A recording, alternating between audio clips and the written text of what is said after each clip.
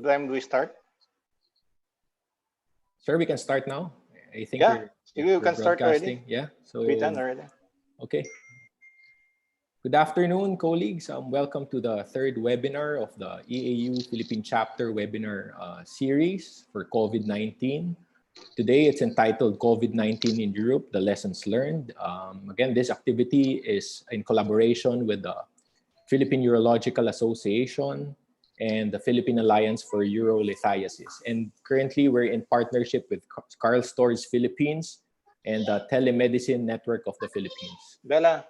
So, by the way, I'm Dr. Goody Gasa of the EAU Philippine Chapter Executive Council, and I will be your host for today. Before we begin, I would like to run through our house rules.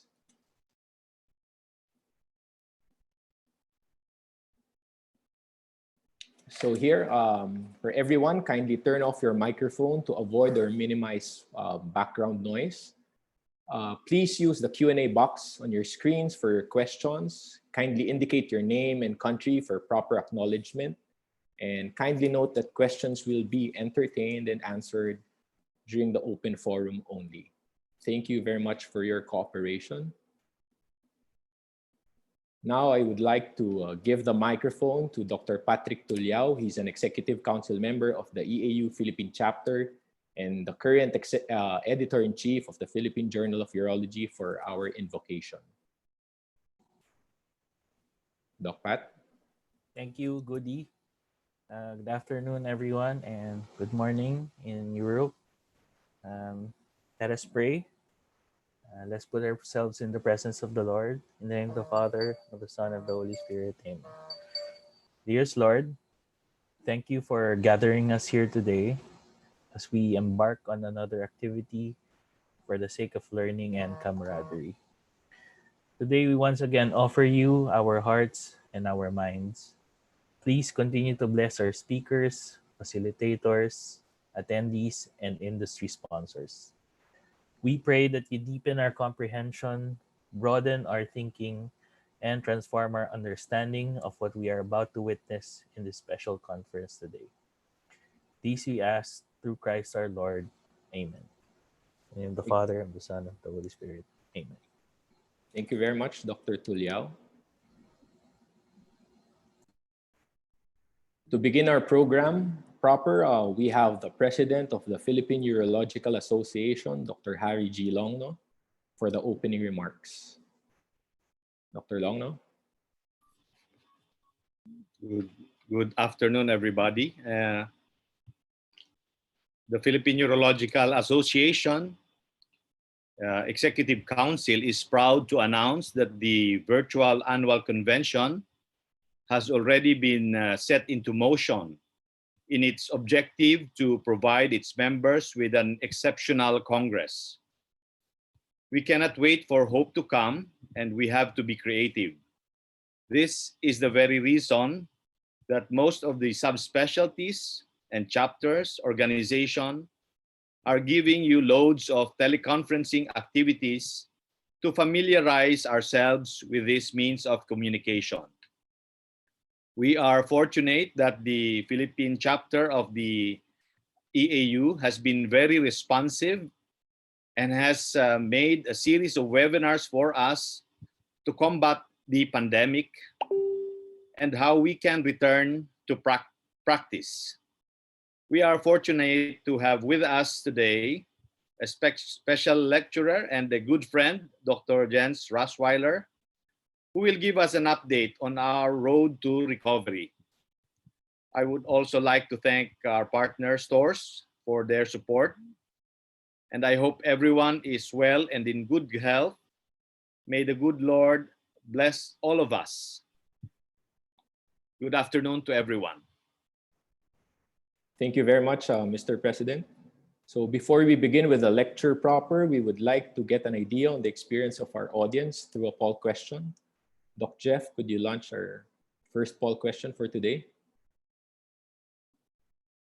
So the poll question says, have you started performing endourologic procedures since the onset of the COVID-19 pandemic? So just kindly answer if yes or no, just so we get an idea of how many among our audience actually been performing these cases already since the start of the pandemic.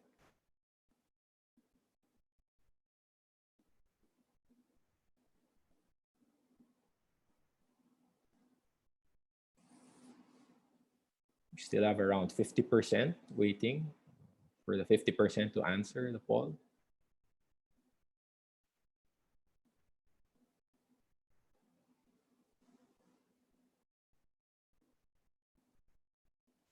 So right now we have about 36% who answered yes. So they've been doing endourologic procedures already since the pandemic. Maybe later we could get a good discussion on that further with during our open forum. So I think now we can end our poll for this part. Thank you very much for your response. To introduce our guest speaker for today is a former fellow of our speaker in Heilbronn, Germany, Dr. Paulo Jesus Fernandez. PJ?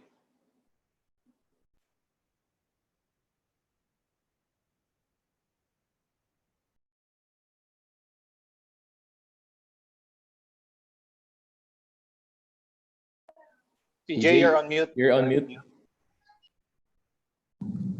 Okay, sorry. Our speaker for today completed his medical education at the universities of Stuttgart, Freiburg, and Tübingen in Germany. He acquired this training in the field of urological surgery at the Katharinen Hospital at Stuttgart. He was one of the pioneers who delivered the clinical introduction of ESWL, ureteroscopy, and percutaneous nephrolithotomy. In 1992, he was the first to perform laparoscopic nephrectomy in Germany. Since 1994, he has been serving as the head of the Department of Urology at Klinikum Heilbronn, Academic Hospital of University of Heidelberg. He is currently also holding positions in various urological societies, including head of sections of the EAU, president of the German Society of Urology, and has served as the immediate past president of the Urological Society. Without further ado, it gives me great pleasure to introduce our speaker for today, my mentor, Professor Dr. Med Jens Strassweiler.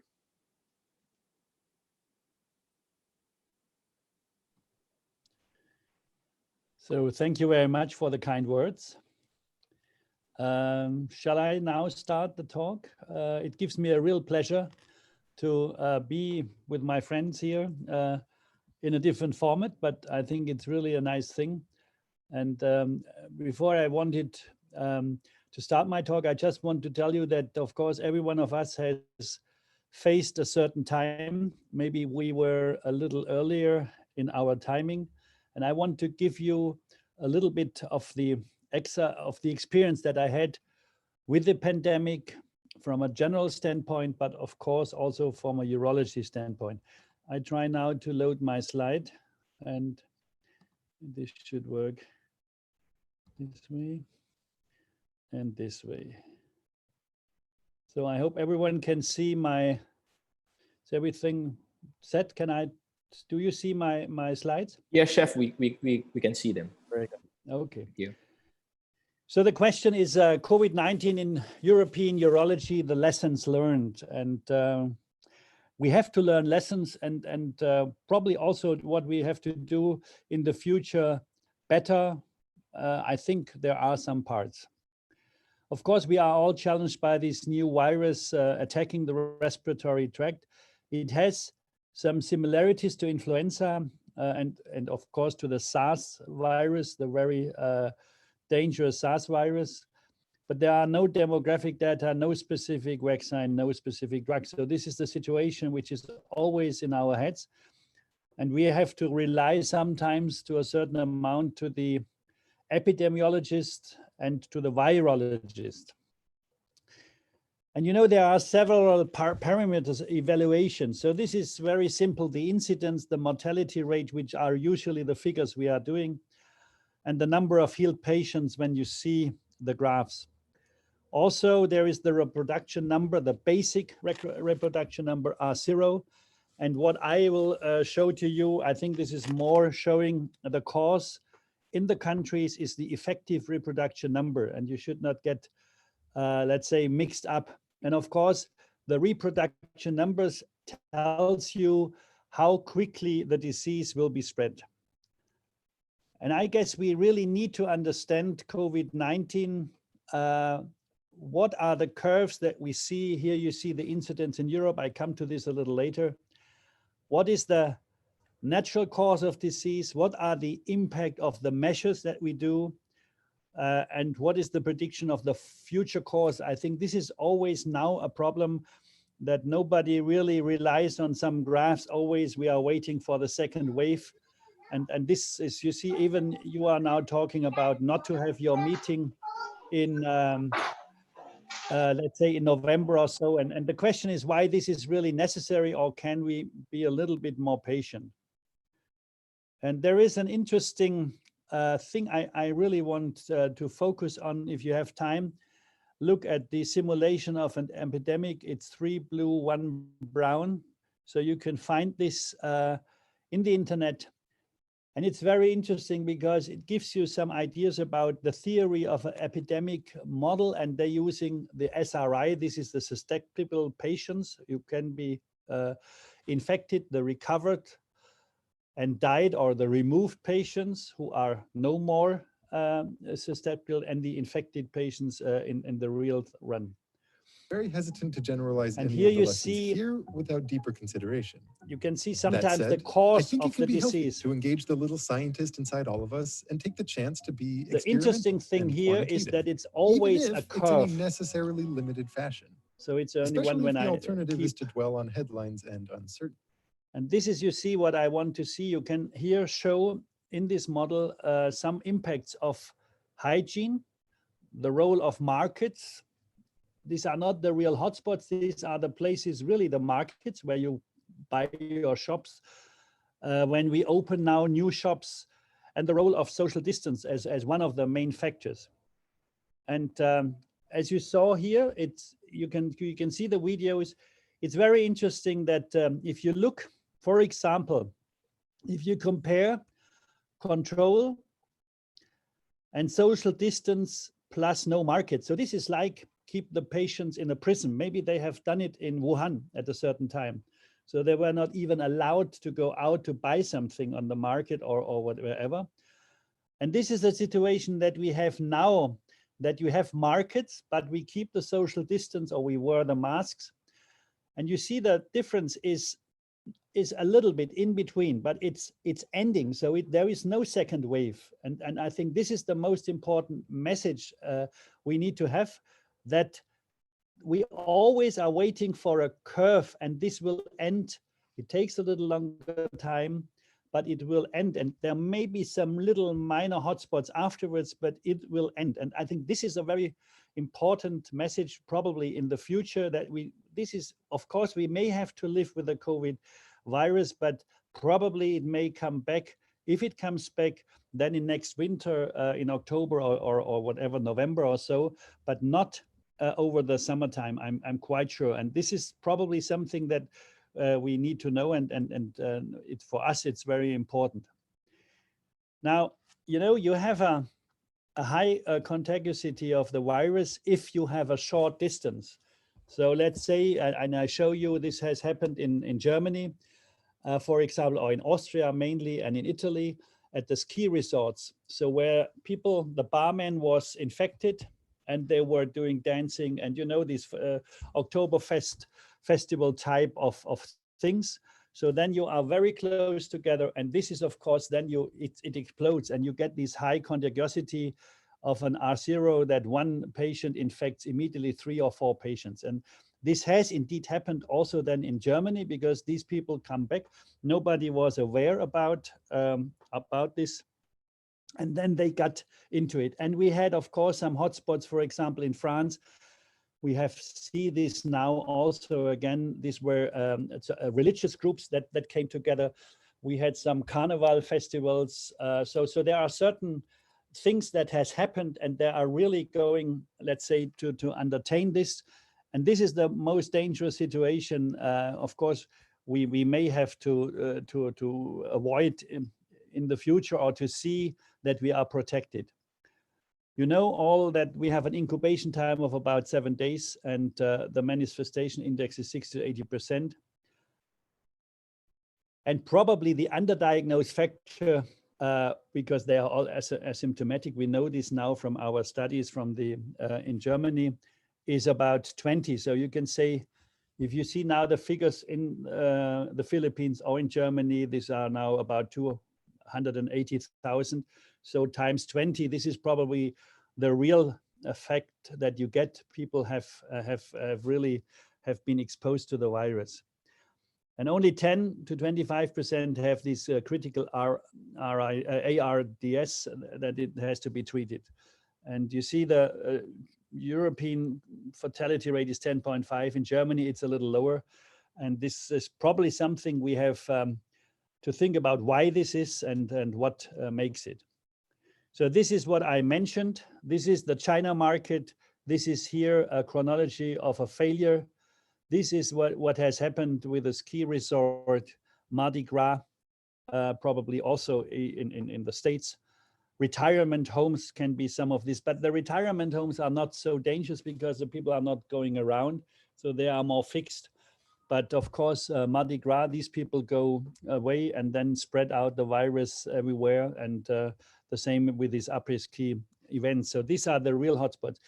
Interestingly, and this is what we have now in Germany. We are starting the Bundesliga since 2 weeks, and if soccer watching in the stadium would be a factor, then let's say some cities in Germany like Berlin or Hamburg would have been hotspots, and this is not the case.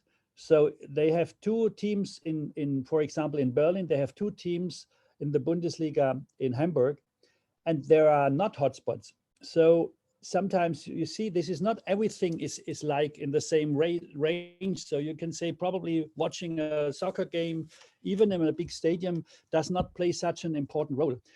Nevertheless, you know, everything stopped now. We have now started with the ghost games for the next last 2 weeks. It works very well. The players are all tested. And this is a nice model because they are better tested than us doctors. We come to this issue later. In my hospital still, you are only tested when you have symptoms as a medical personnel.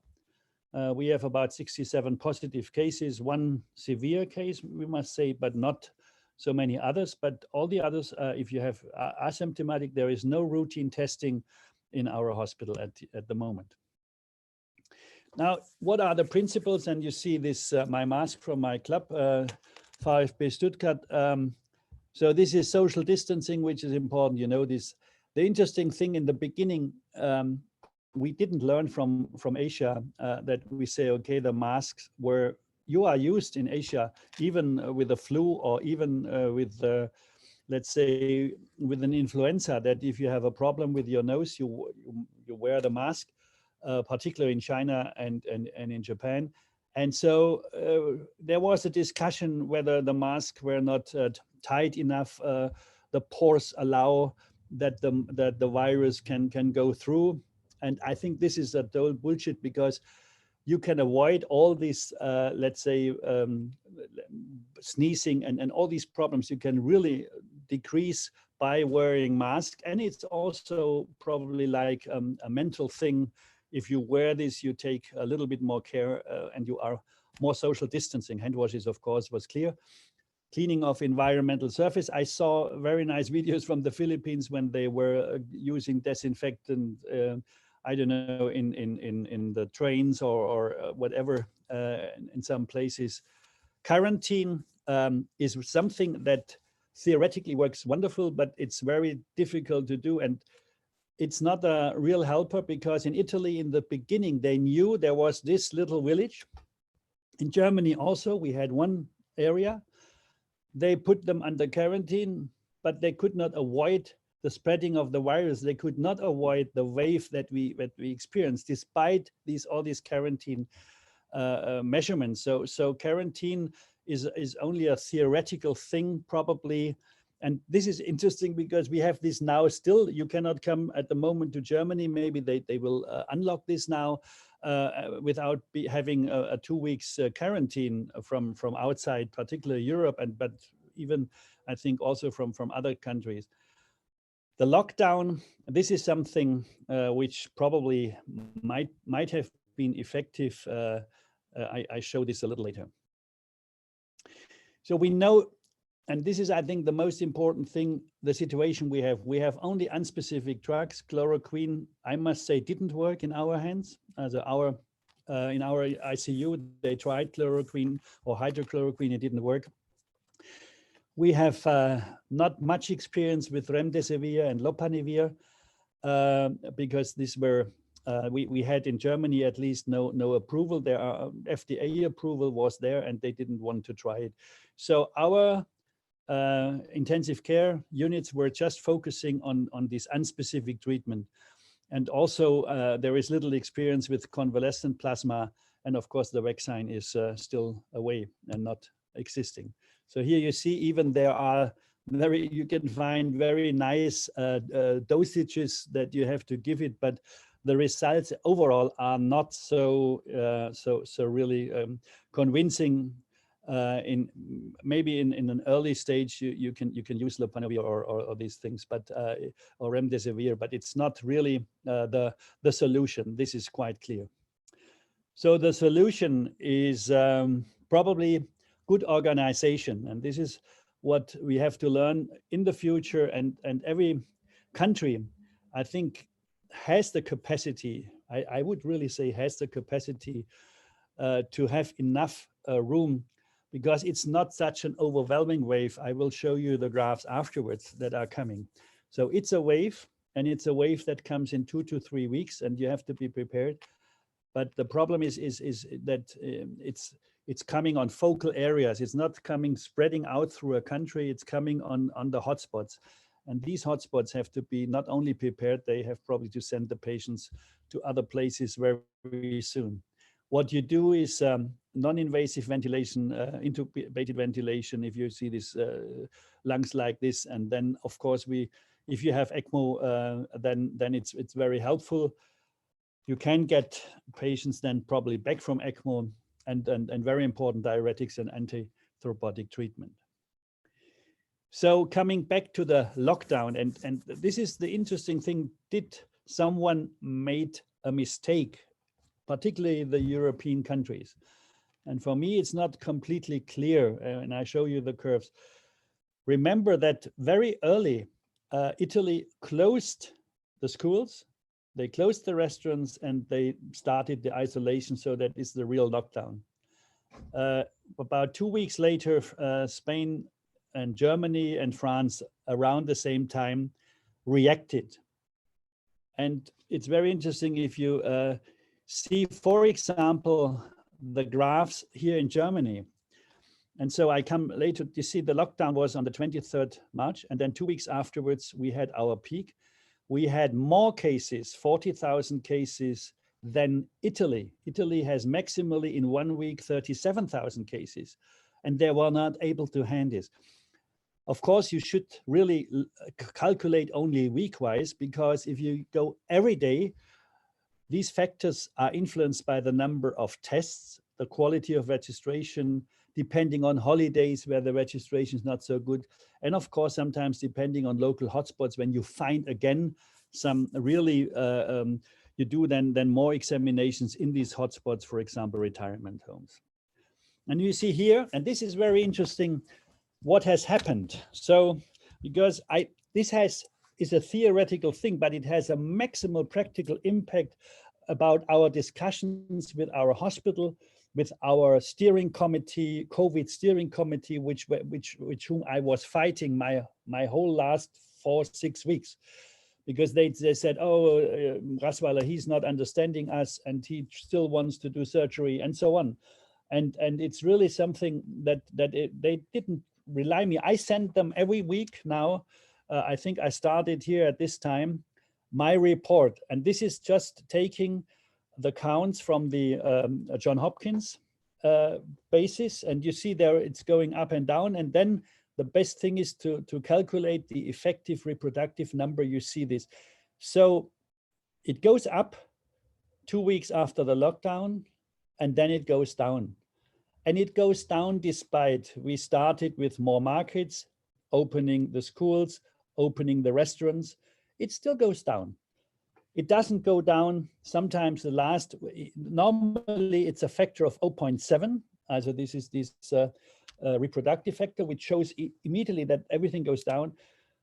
Last week we had only 0.9 because sometimes we find now new hotspots, mini hotspots. This is, for example, meat industry where people are involved, but probably these are not patients who will die.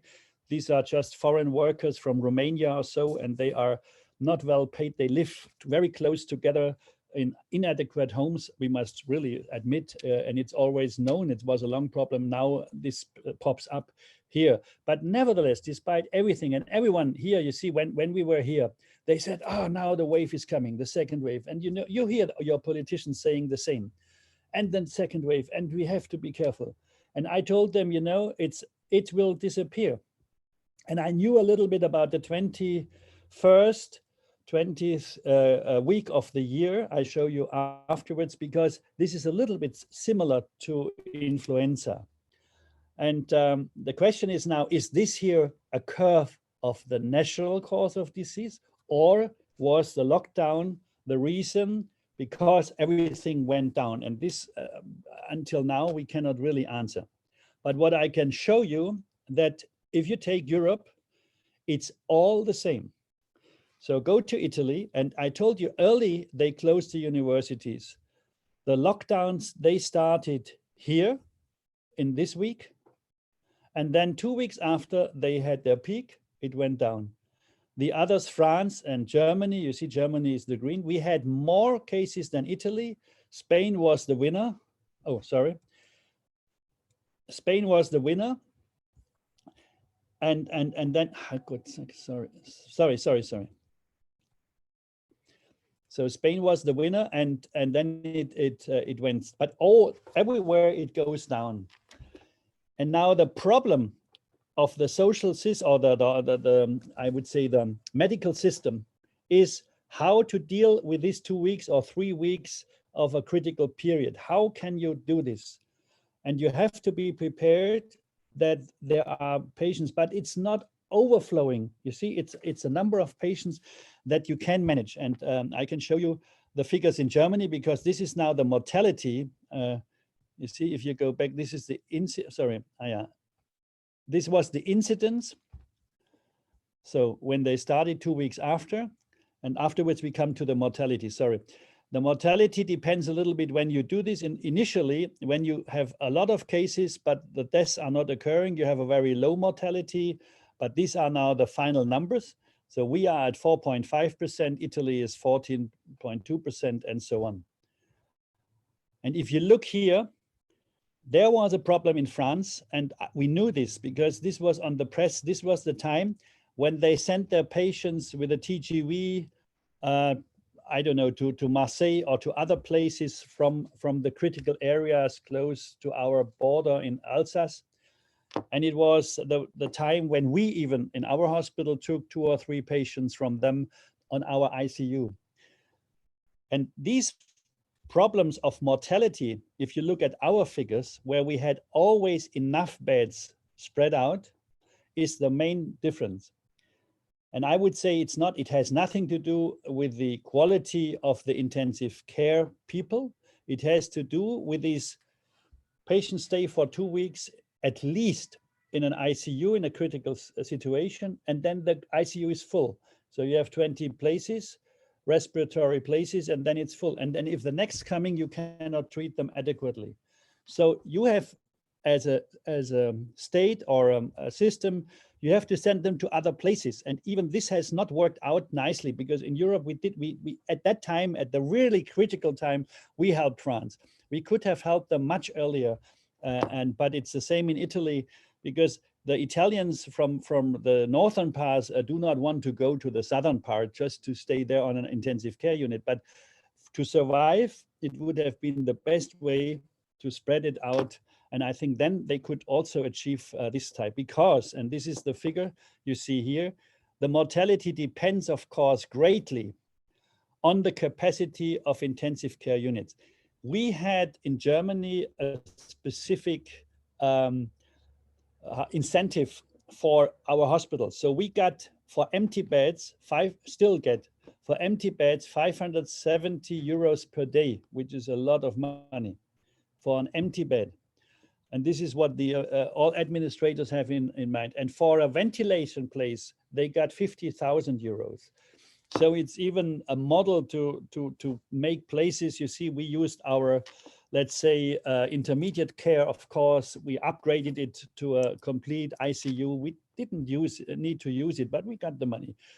And you see here, Italy is much lower, and France, and they are, of course, France plays the worst role, but I think this is only an organizational problem. This has nothing to do with the capacity.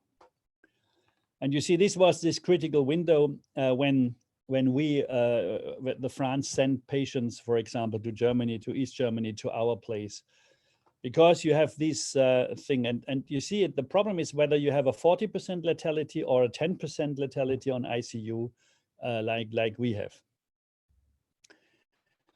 What is very helpful in this situation is a centralized registry, which occurred not early. So this is a later time.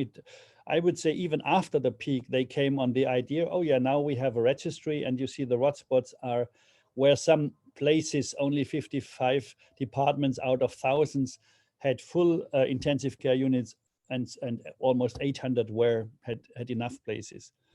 But what is more important, you see, there would be so much place throughout Europe to help probably other countries like Italy in a certain time. This is the situation in our hospital, where you see now actual data. It goes down and down. We have only 21 patients now still there. We had maximally 150 patients almost there, 63 on the ward, 44 on ICU, and the rest were suspicious cases. But we have only a 10% mortality rate, and I think this is really something we can be proud of. But this is the good side, and the other side is now, and this is the most important thing. What does this mean now for urology? And this is probably what you want to hear. What was the impact for us? So we had a critical lockdown, and we are still in the restart period of 6 weeks from the 23rd of March to the 4th of May, with maximally 40 to 50% OR capacity. And it was very easy because I wanted to treat my patients, the tumor patients I show you afterwards, because we were very early in DGU to give you certain rules. We had 4 times to change the ward throughout the hospital with our patients. So one ward was closed for Corona. Our 46 beds have never been used for Corona. They give only 560 euros per day for the hospital. So it's really very critical for us and those who was with us. It was really an unbelievable hard time because you had nurses who had no idea. Our nurses were working in other parts. And it's a little bit like in other countries, I will tell you. Now we have a 3-step restart. We are now in the 75% the second week, and we still have problems. Today I had to try to find my patients around. So it's not yet in the same situation like before. But of course, we went through. We did emergencies, tumors and stones, and I had to fight for all of my patients. And it was really, I must say, a very critical situation because in the very peak part of this time, because we still had a kind of occupation about, let's say, 70%. Then the administrator asked me, you should have 27 patients, you have 32 patients. Please send me a list of all your patients, why they are on the ward, and when do you expect them to go. And so it was really like, for me, it was unbelievable at a certain moment where I said, no, this is now enough. You see, I'm the longest time here at this hospital, and then this guy asked me now to justify all of the cases. But it was like it is. But it was worthwhile to fight for it at the very end, because we could at least then treat our cancer patients. And you see, it's a little bit like not like in Italy, because in Italy, I think they were in a weaker position, or maybe they didn't fight so much, because when I called them, and this was quite early in the mid of March, they said, "Oh, we have no OR capacity. We only treat emergencies, so there is no cancer patients or stone patients. Our ward is used for COVID-19 patients. This is San Raffaele in Milan, and we have 2 teams who come every other week. And it was also in Spain, very interesting. So my team was coming all the days. We tried to lower. This was really because we had not enough time to do, but then we sent them home to have to reduce their overtime hours and things like this. And it was, of course, very well seen by our administration. And they had the same 3-step restart, and I think they are now going back. Sometimes they moved one department to another, particularly in San Raffaele. And this comes from a paper of Ficara at that time, and it shows you, you see what you have to do. You have a multidisciplinary pool of non-deferrable patients, and then you have to find a way by weekly assessment of the strategic team and daily assessment. And fortunately, this has not happened in our part, because we had a weekly assessment, and then they gave us a certain amount of OR capacity, and we had to do what we had to do with this for the week. Fortunately, this worked better than in Italy, but this is a situation like it was in Italy. Now, so just coming to these questions, because I think they are fitting here very nicely. I can answer now my answers to the poll question you get afterwards. Have you started performing endourology procedures after the onset of COVID? And I can say a clear yes. What we did URS for stones. I think some PCNLs, not very much. And we did TURP for bladder tumors.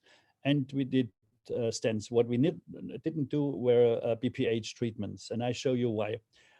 Do you require your patients to have negative COVID prior to surgery? No. It's the same like with us. Only if the patient has symptoms, then of course he is tested. And this is exactly the answer to B. Next, what endourologic procedures you have done? I just answered this. It was emergency cases and urgent cases. And I come to this issue a little later, because what is urgent? So you may have seen this when you go to the to EAU guidelines page or EAU page. And we did all the same in German language very early with the DGU. So we prioritized our patients on level 4 with really, you see here, the operations also including infants, where we said, okay, these are really emergencies and these need to be treated. And this was a nice way as a backup also in discussion with our hospital and also with the steering committee, because they wanted to lower us down. And I could always say, okay, we really need the places, we need these beds, because we have these patients with testicular torsions or with urological trauma or with urosepsis and so on. And then you have an intermediate case. And this is interesting because we can say high-risk prostate cancer is treated, as all tumors, but cystectomy maybe could be done if sufficient capacity on the ICU. I think this is a very important thing. We tried, of course, to lower our need of capacity. So we postponed some cystectomies not in this very acute phase in these 3 weeks, because there I think it was not very wise to use the capacity of the ICU. So usually you can do a Da Vinci prostatectomy without ICU, and that's why we did it. And here you see some other things. We continued chemotherapy. I think this is also important. We are doing our own chemotherapy, so we had patients on the ward. We did not postpone it. I think that's very, very important. This should not happen. And we did some definitive stone treatment, but of course, I told you, this is of course only when there were symptoms. We extended here a little bit the indications that we said, okay, if you have a problem and we can do this in a day case surgery, more or less, then we remove the stone, let's say 2 weeks later. Initially, they just get a double J stent. And then you come to these semi-urgent cases. And this here starts the discussion. You see, intermediate risk. I could still convince even our hospital that if you have an intermediate risk prostatectomy, you can do this. Only the low risk cases we postpone. So where we did discuss also, or you could discuss active surveillance. And I guess this is important. What we also postponed a little bit were partial nephrectomies with smaller tumors. So you could really say, okay, this is a serving agent. High priority and the red, I think these are the operations that we really performed. And here you see finally, you see these are the cases as you see here, low risk cancer and so on. This could be then, or has been completely, let's say, postponed. Pyeloplasties, anti-reflex surgery. This is what we are doing now, the cases that we have completely postponed. And interestingly, there was a maximum waiting time for 3 months. I think this was not necessary. As I told you, it was a more or less a 6 weeks period, and now we can go for this. Okay, so we come to the next question. For those who performed endourology, were you, and this is a very interesting question, exposed to suspected COVID cases, but not get infected? We treated, if we had a suspicious cases, we treated them in a special OR. It took a little time. We had a special, or we still have this special OR where you are equipped. It's not more necessary to use. And we were indeed one of the first who really put a double J stent on a stone case who was fever and coughing and so on, and was suspected. So we treated them really, Ali Gösen did it. We really treated them in this way. So we did not get infected. We were exposed,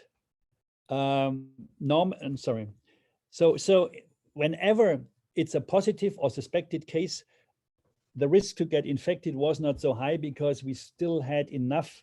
There was some problems to get enough masks and so, but we could always do this. And then we had only one case where we were exposed to a direct contact person, which we treated by hydrocelectomy. And we noticed this 13, 14 days later. So the quarantine phase was away. So it had no impact for us. So you can say we were quite lucky during this part. So now finally come to the last questions. So what is going on? What is the future? Can we predict the future? And if you see these curves in Europe, probably you can also see that at least in Europe, because you see, I have to do my, and Dr. Agatep is invited as a speaker, and he said, oh, I cannot come because we are not allowed to travel throughout the whole year.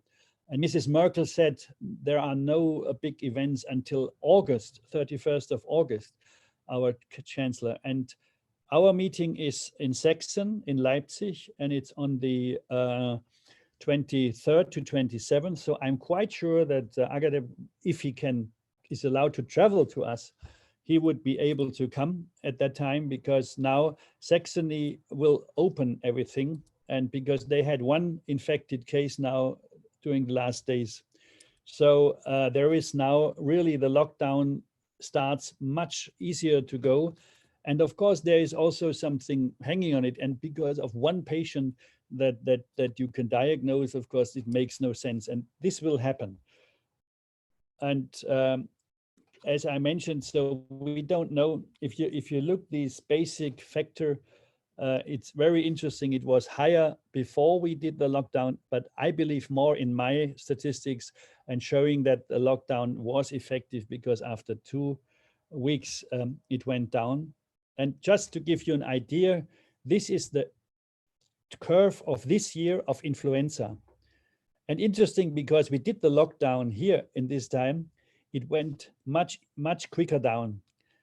But we had 25,000 deaths in the season 17-18, and it shows you just that the influenza disappears. And my prognosis is that we will have the same coming on with COVID. I'm not sure whether it comes back then later.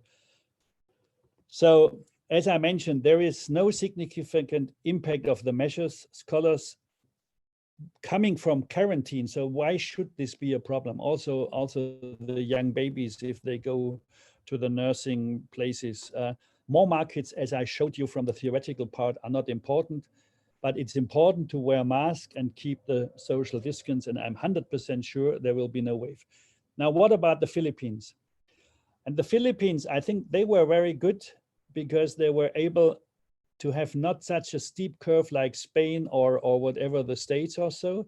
Of course, your incidence is lower in overall, but where you are not effective is like you see here in Germany. So to get the figures down. So this is, I think, a problem. And maybe you can explain it from your side, why this is happening now still in the Philippines. So I would expect that it should go down now more and more. And it's just undulating on a lower level, but it's undulating. It's not coming down.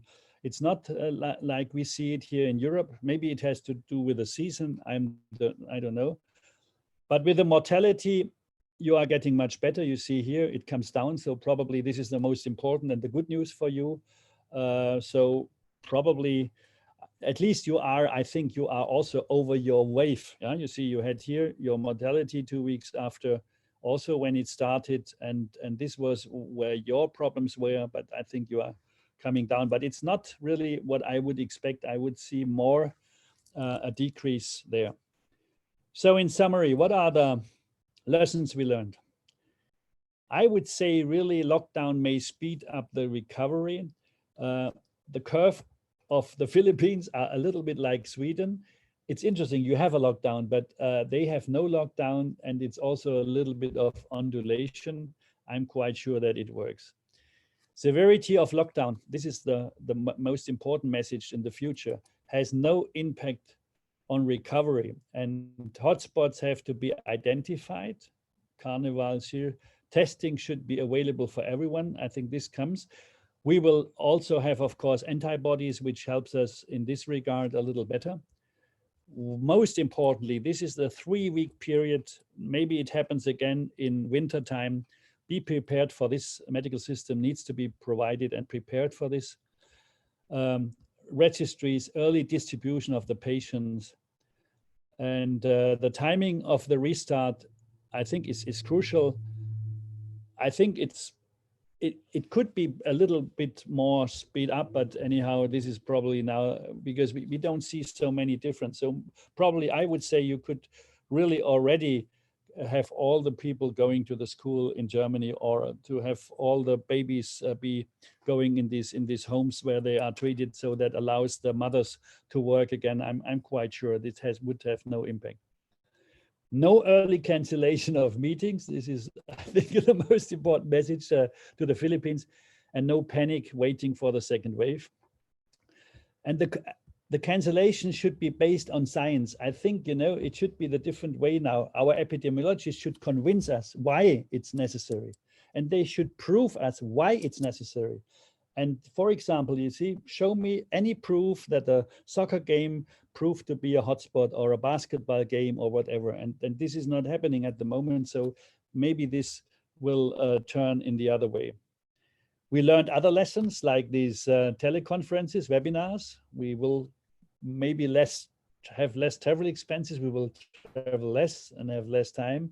Here, this is our board meeting, EAU board meeting, of course, that we do virtually. But we need still the personal contact, and I was very happy to be with you at this night event, the after party. It was a wonderful event, and I really love to play there. And this is what really makes life. And I'm looking forward to come back to the Philippines in due time. Thank you very much. Okay, Chef, thank you very much for that very comprehensive and very informative lecture. But before we go to the open forum, I would like to open the next set of poll questions, which were actually answered by Professor earlier. Doc Jeff, can you show the... Okay. So the first question is, do you require your patients to have a negative COVID-19 test prior to surgery, or do you just check if he or she is asymptomatic and has no exposure for the last 2 weeks? Next is, what endourologic procedures have you done? Are they emergency cases only, emergency and urgent cases like what the professor has been doing, even elective cases? And the last question is, for those who have performed endourology, were you exposed to a suspected COVID-19 case but did not get infected? Exposed to a positive COVID-19 case but did not get infected? Third would be exposed to a suspected COVID-19 case and got infected, or exposed to a COVID-19 case and got infected. So while everybody is answering the poll questions, I would like to introduce two panelists who will be joining us this afternoon for the open forum. Our first panelist is the Vice President of the EAU Philippine chapter.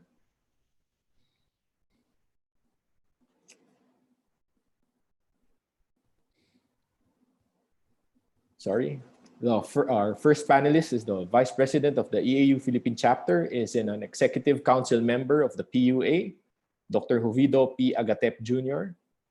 Our second panelist is the current training officer of the Philippine Alliance for Urolithiasis, Dr. Enrique Ian S. Lorenzo. Good afternoon, sir.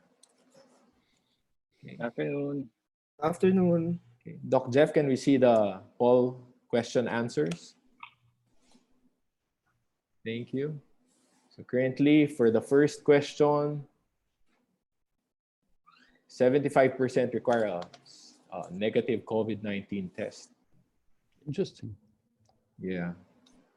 And for the second question, what endourologic procedures have you done? So most have answered emergency and urgent cases, and 11% actually do elective cases already.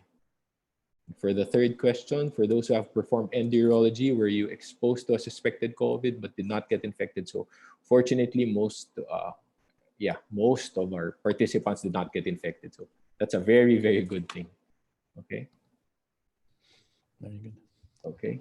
So first, probably we could start getting questions from the Q&A box. So the first question here is for Professor Rasweiler. You mentioned earlier that you don't do routinely a COVID-19 test prior to OR. So what level of PPE do you practice during endourologic surgery?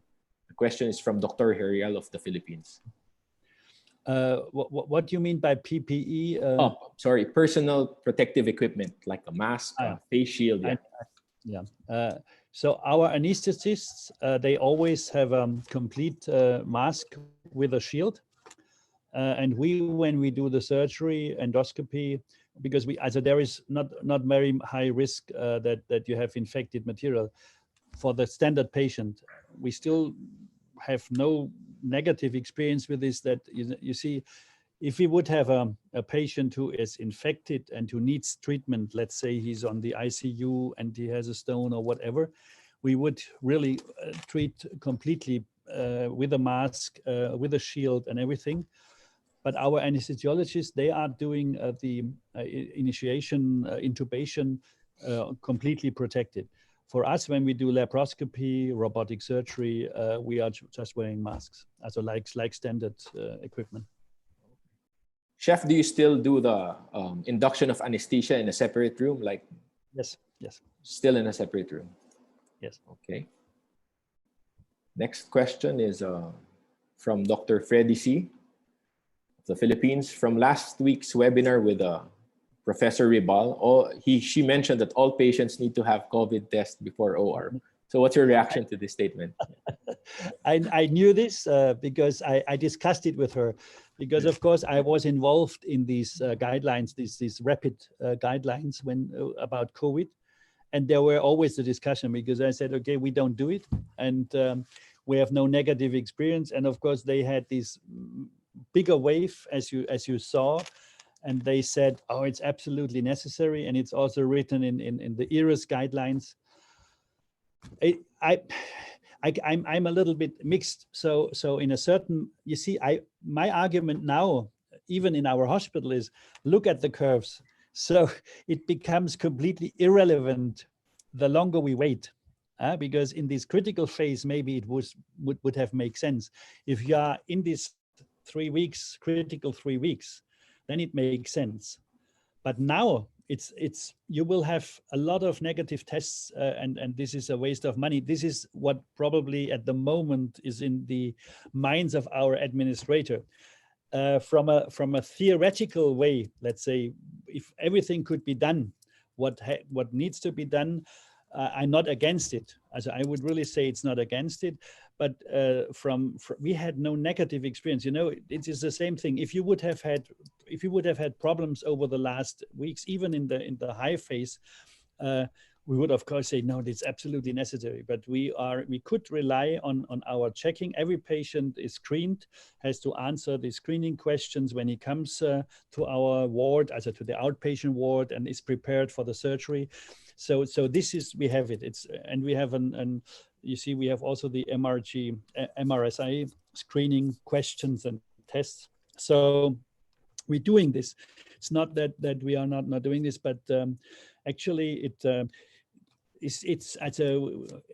we went well with it, and other departments, as I heard from Italy, did the same thing, as like not testing. But I know this argument, and you know, it's a fair argument, but I think, and the longer we are waiting, it will become less relevant.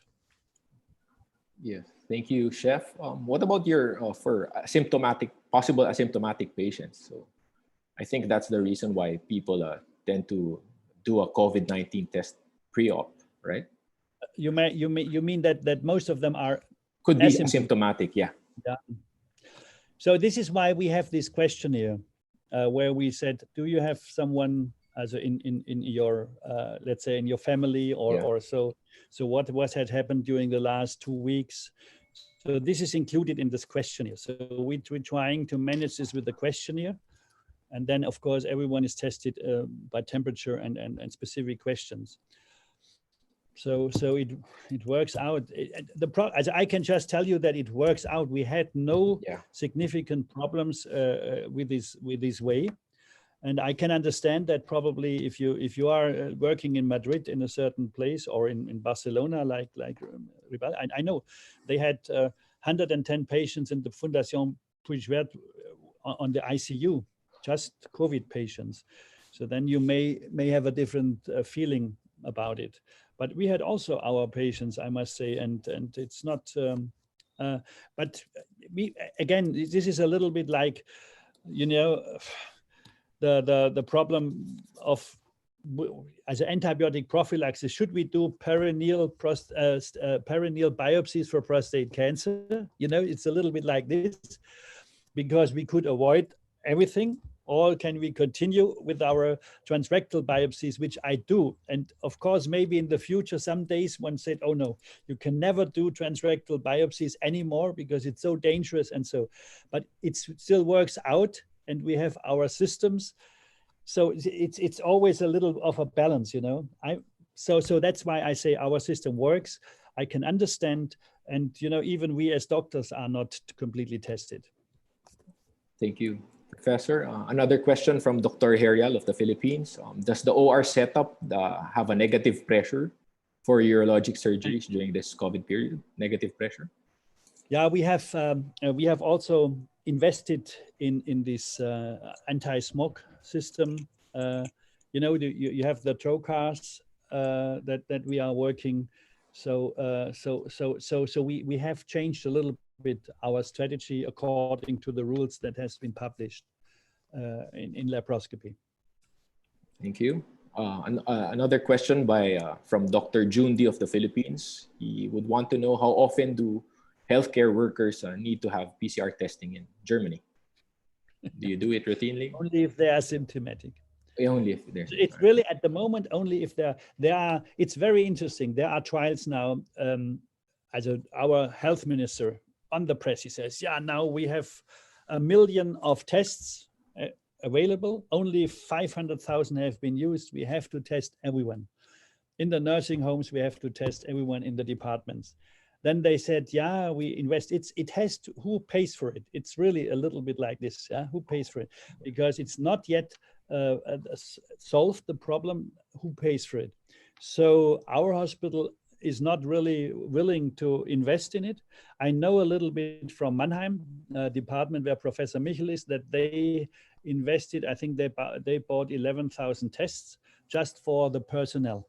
So we'll have to check it out. I think in the Charité also there are certain places where they do it. In our hospital, I must admit not. No. Because in the Philippines, some centers actually, some hospitals do testing like routinely for every 2 weeks for some of their. But it's very interesting. They argue in our hospital, and this is, I think, the main question, and this is a little bit of lessons learned, because I told them, as I mentioned, wait, and then it becomes irrelevant. But at a certain moment, one test is not enough, so you have to do these 2 tests or 3 tests. That because you are not infected, and really to show this triples the costs again. Yeah. So this is also an argument, and they still say, our steering committee says, without a strategic testing plan, there will be no testing. Thank you. And we have it's not on the table. And I know also from other sides, for example, in one of the departments, our department Rhineland-Pfalz, like Baden-Württemberg or Bavaria, they did some testing and they found out a very, very low positive rate, so this is really 2%, 3%. And this is exactly what they have in mind also. Great. Next question is from Dr. Romeo Reyes of the Philippines. Can you give your comment on herd immunity that Sweden is doing in place of a vaccine? Yeah. This is interesting because with the herd immunity, I told you that the factor is about 20. And if we say, okay, now we have, let's say, almost 200,000, 180,000 cases times 20 is still not enough for a herd immunity in Germany. And in Sweden, this is their principle. So we have really to wait until the last moment. Who is the mortality? At the moment, the mortality in Sweden is relatively high. It's not as high as as it was in Italy, but it's also in the 10% range, which is quite high. And it's undulating. It's a little bit like in the Philippines. So they had a peak and then it goes down and up and down. I can show you the curves, and it's not really convincing as a method. It's just prolonging the whole thing. And so in my view, it would have been probably better that they had lockdown, and then probably they can open maybe a little earlier, but not like this. This is now, it's more or less a never-ending story at the moment, and finally it may work out with the herd immunity. It's a smaller country, probably, but they have problems, and they were not really prepared, about their ethics strategies, patients above 80, and so they have. I think they took a high risk also in a certain way, because you have not a wave of 2 or 3 weeks. You have always a little bit, and this blocks your intensive care units, obviously. And so, as I must say, initially I found it so nice concept. You see, the UK also thought about this, but I think they both failed in a way. Thank you, Chef. Maybe we would also like to hear the opinion of our panelists regarding testing for COVID-19 based on their own experience. Dr. Lorenzo? Yes, good afternoon. I was smiling a while ago after Professor Rasweiler's comment about no need for pre-op testing. So just to start, I know all of us are trying to get back to where we were before. So the question is, when are we ready? Okay. I think to start with, we have to understand that there will always be a risk, right? Like when you ride the airplane, there's always a risk, which we have accepted through the years.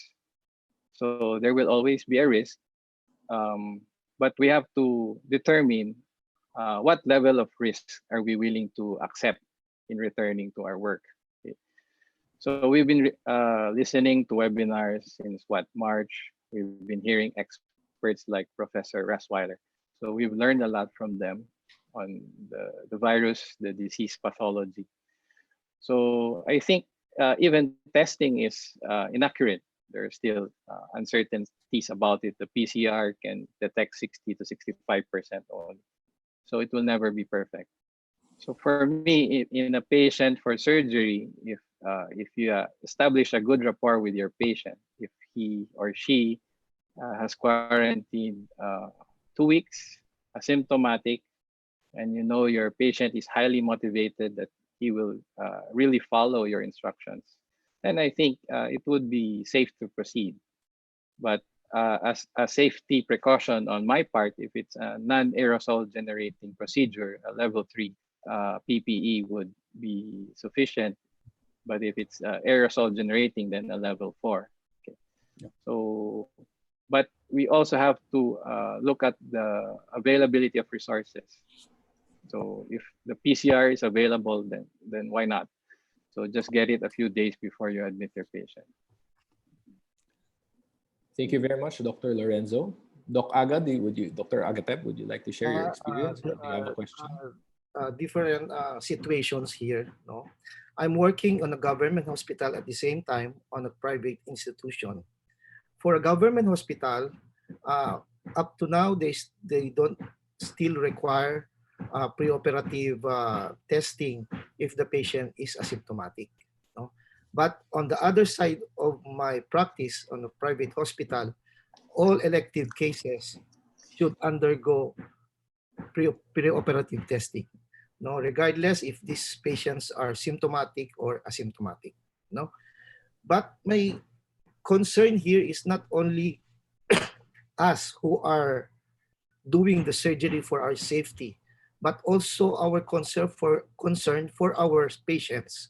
Because if you operate your patient with COVID positive or probably asymptomatic, but she's a positive, then there will be a 20% chances that this patient have greater mortality or morbidity on the perioperative situations. Or that's only my concern if we don't do this COVID testing. Thank you, Dr. Agatep. Yes, Chef. Can I ask a question to him? Yes, Chef, of course. So Aga, show me how many cases were positive in your private hospital. How many patients you really identified then with your testing until now? I have, on my private hospital, I have not taken the exact cases, but I think we have more than cases that we have to test patients before doing the procedure. No, but I want practically, because you know this is a theoretical concern. You have your concern is clear, but it's really for me the problem is, does it really makes practically sense? You know, so the measurement is quite clear.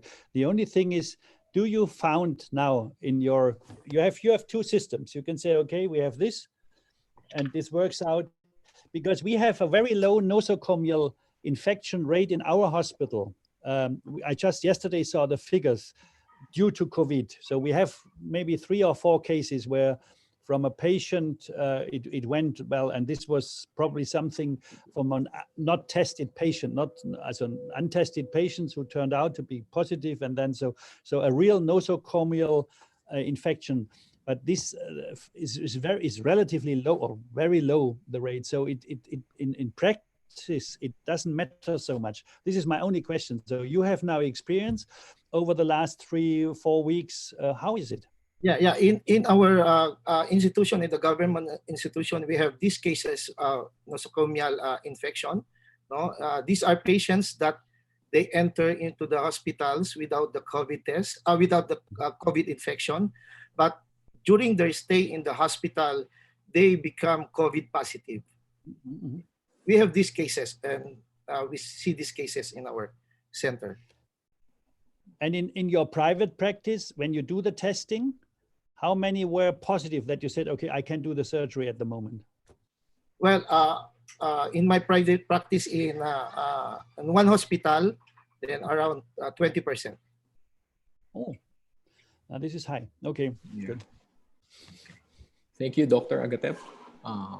We would like to go back to our Q&A box. So the next question is from Dr. Jose Benito Abraham of the Philippines. In the Philippines, the cases have already exceeded 14,000 and the lockdown is gradually being lifted in several regions. How can we gradually resume our practice given this large number of positive patients?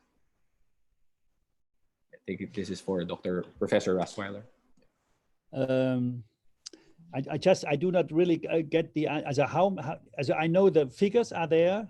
Yeah. My problem with the figures in the Philippines is, as I mentioned, they are not going down so nicely. And this is what I cannot understand. And maybe you can comment from your personal point of view, because you see, this is completely different to Italy, Spain, where you have, let's say, a peak, and then it goes continuously down. But your figures are not going continuously down. They are undulating a little bit. It's not the absolute number of cases, which is quite low compared. But you see, if you look at your cases and then you go to Austria and you go to Switzerland on this curve, they are already coming down. And in the Philippines, it's still not really coming down. So do you know, or can you explain this to me? I think one of the problems is actually our testing capacity. Right now, yeah, we don't get to test all the patients and the results come out a bit delayed. So that's a bit of a problem for us. And I see. Mm-hmm. So the numbers might not reflect the actual because you scenario. See, this is the thing, to open it again. From the moment it goes down, and this is the lessons learned, I would say, if I see a clear, let's say, an effective reproductive number per week who decreases, let's say in a 2 weeks course at least, I could say now we are on the decline. And then this is the time I would say now it's time to open, so to let's say to restart. And I think the politicians will not restart quickly, so they will restart step by step. But this makes then sense in a way, but maybe the restart can then, if you rely on you will not get a second wave. I'm 100% sure if you now open it, but you have to be on the decline. Otherwise, if you are still undulating, it's not a good timing. So you have to be on the decline. Another question, Professor, Chef? goody. Can I ask? Yes, Yeah, Sir Sam. just to clarify the question of Dr. Dennis Susaya. He was asking, have you seen patients who were COVID negative initially, then after doing surgery, they turn out to be positive? And how did you manage these patients?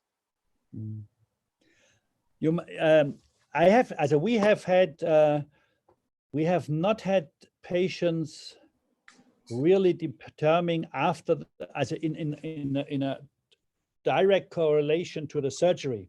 What has happened is that we had patients being on a ward with a COVID positive patient. So as an unknown positive COVID patient.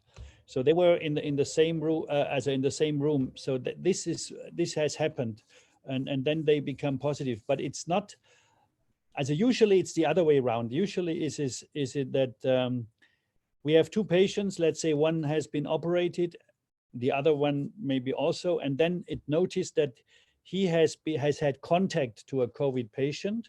This is usually the most frequent case. So then immediately we took him into a third ward, where are the suspicious cases, and the other one we isolated directly and until he got the testing. So what we are very strict regarding these symptoms and the primary contact person business. So because if we notice this immediately, then they are separated. And we had a lot of cases because, this is a lot of it makes the double J placing very complicated if you have to wear a mask and you go to the special OR.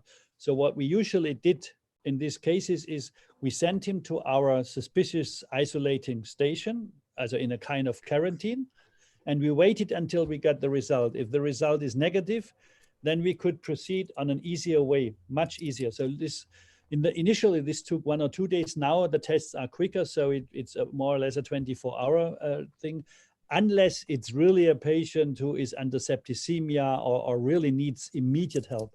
But let's say the colic patient, the stone patient, even with an infection, we treat him by antibiotics, and then we treat him the next day if he is negative. To follow up on that questions, Professor, what was the post-operative course of those patients who turned out to be positive after the surgery? Did they have mild symptoms, severe symptoms? What were the numbers? Yeah, this is very low numbers, and they had mild symptoms. As we must say, we had not experienced such cases in a severe way. No.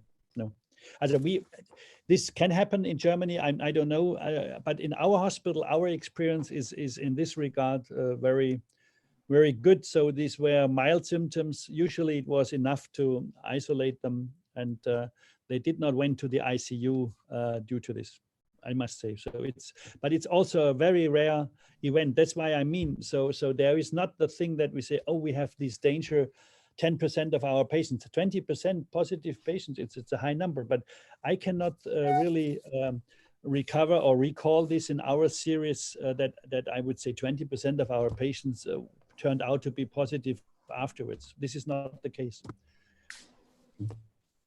Thank you, Chef. May I Chef? comment on the? Sorry. Okay. Yeah, Dr. Lorenzo, you may. Yeah. With regards to looking at the numbers, I think one way in our situation is to look at your locality. So Metro Manila is divided into different cities. So like for me, fortunately, in the city of Pasig, the numbers have really gone down. If we look at the curve, it would follow the curve that you're looking at. So that's one of your bases for your return to your practice as well, especially our colleagues in the provinces. I think some provinces are out of quarantine already.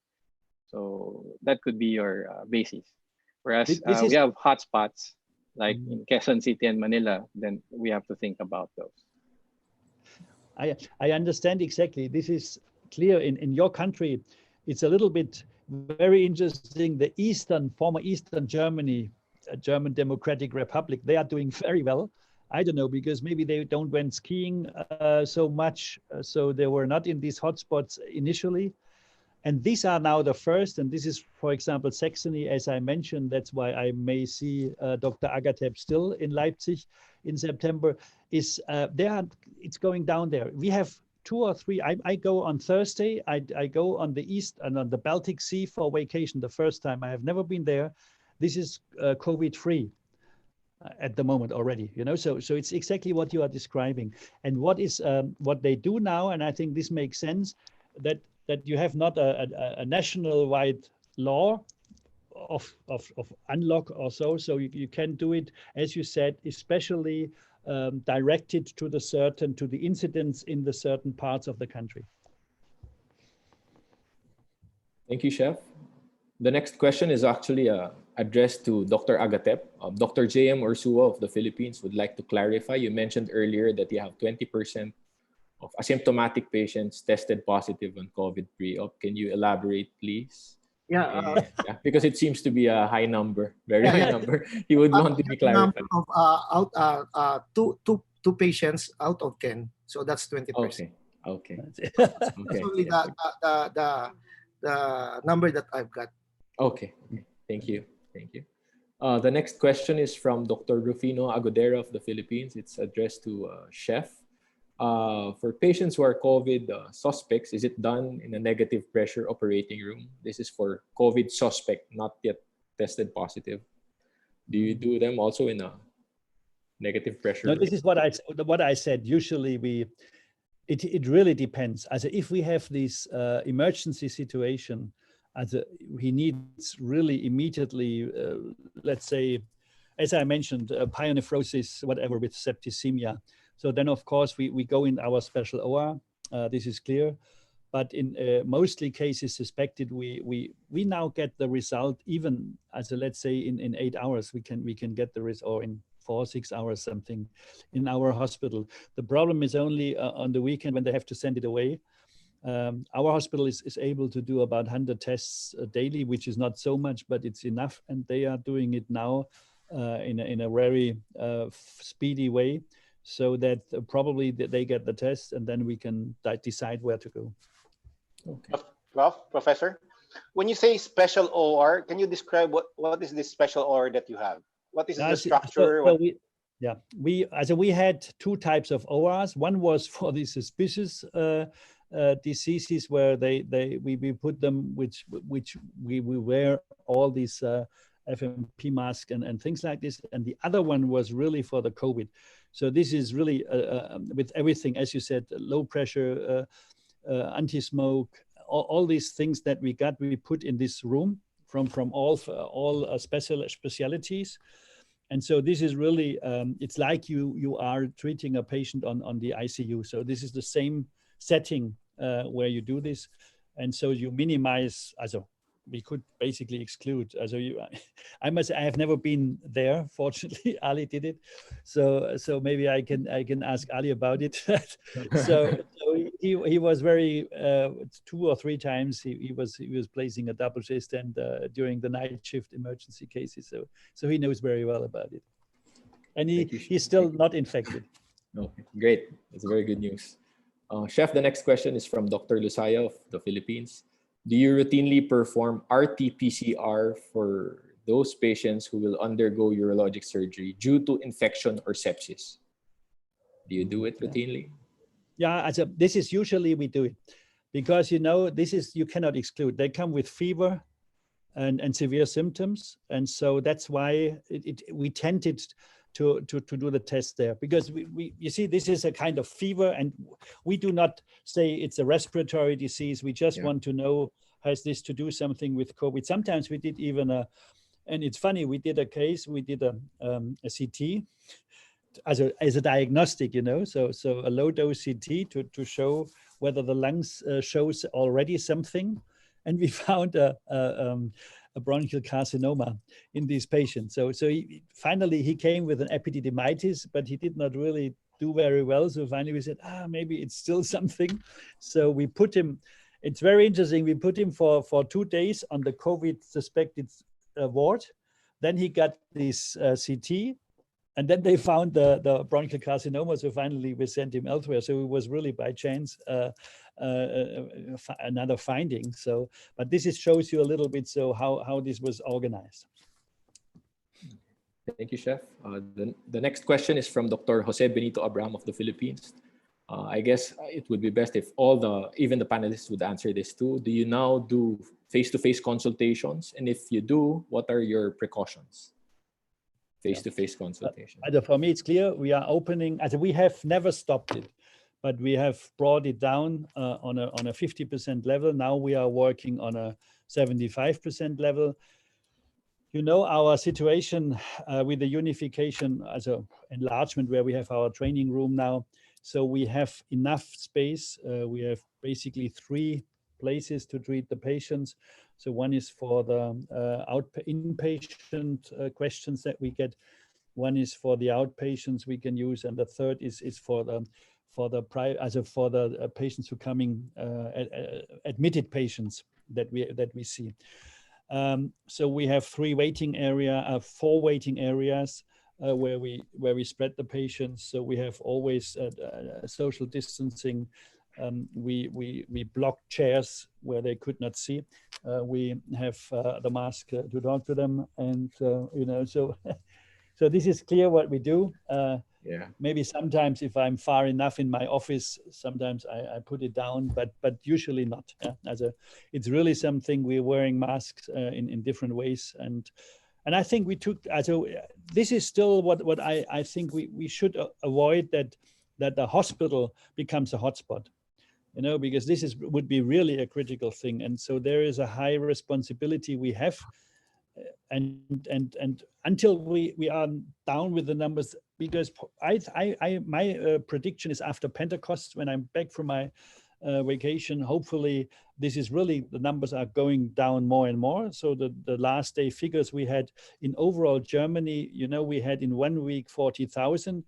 We have now about 300 per day. So we are coming times 7 to 2,100 infections in 1 week compared to 40,000.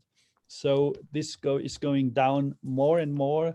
And then, of course, at a certain moment, it may not play a role. So I foresee that, let's say, at the end of June or second half of June, probably we don't need the mask anymore. Hopefully. Dr. Lorenzo, would you want to share your experience? How you do your consultations?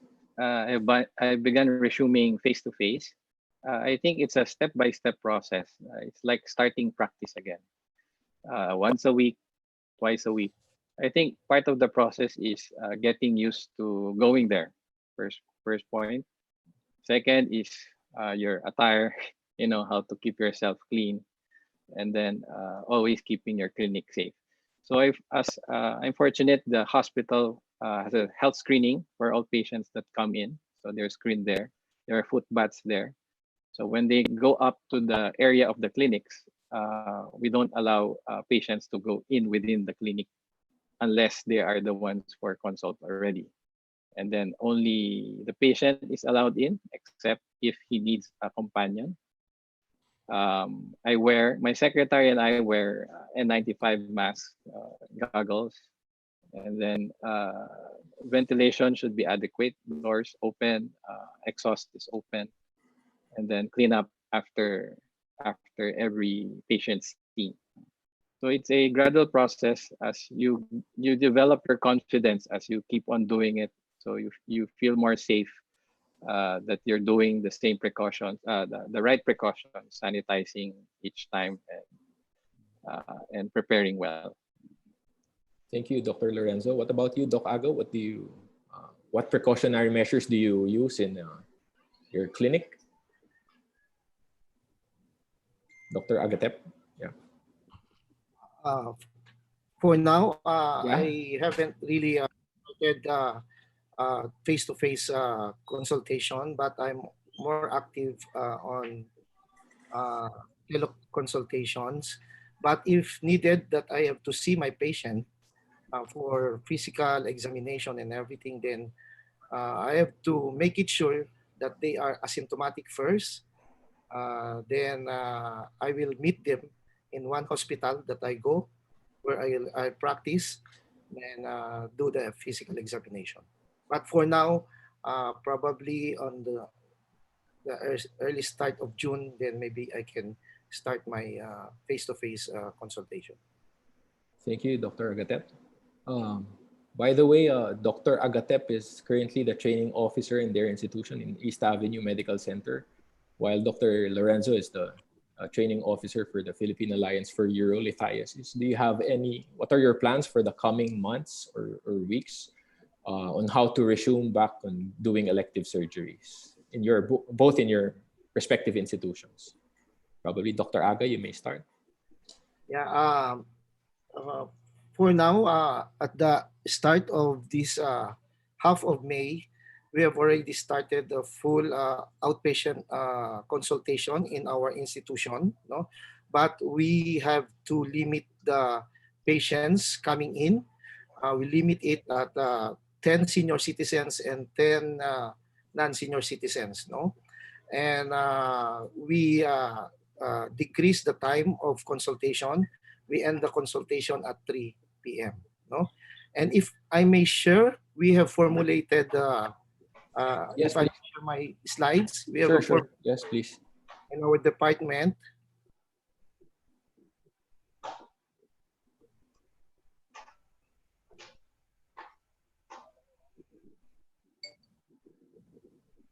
Can you see it? Yes, but it's not. Can you see it? Yeah, but can you maximize the screen? Yeah, okay. Perfect. Thank you.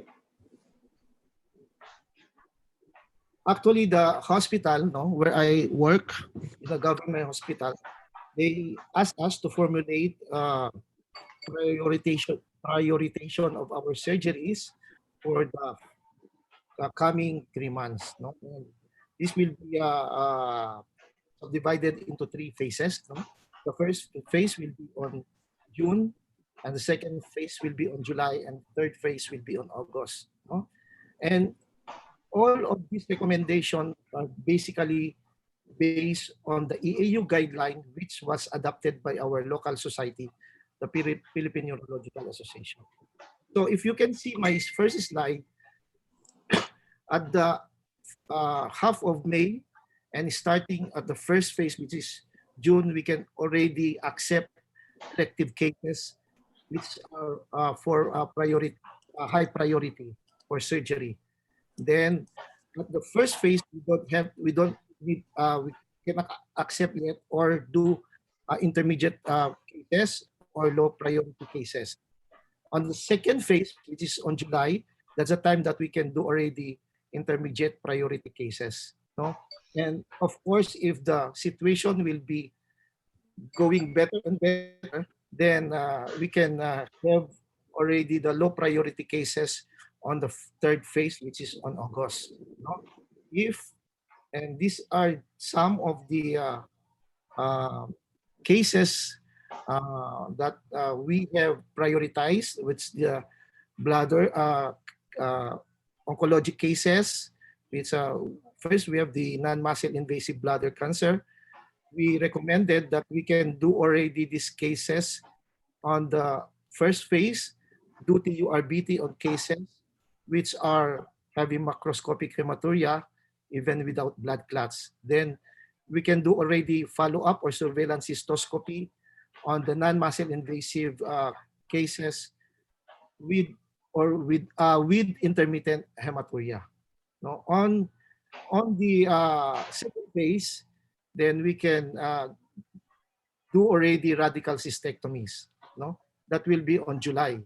No, and on the third phase, we can already do TURBT for small papillary tumors or less than 1 cm TA1 low-grade tumor.